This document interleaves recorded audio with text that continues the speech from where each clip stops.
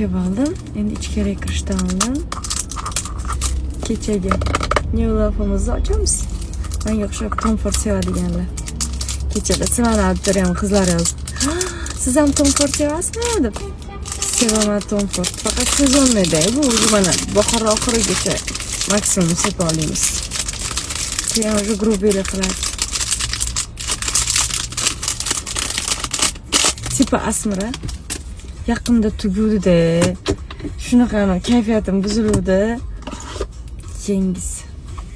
Mazza. Atir jinnilari bormi? Kim nima hobbi qiladi qizlar etinglar? Kim nima yaxshi ko'radi, nima yig'adi?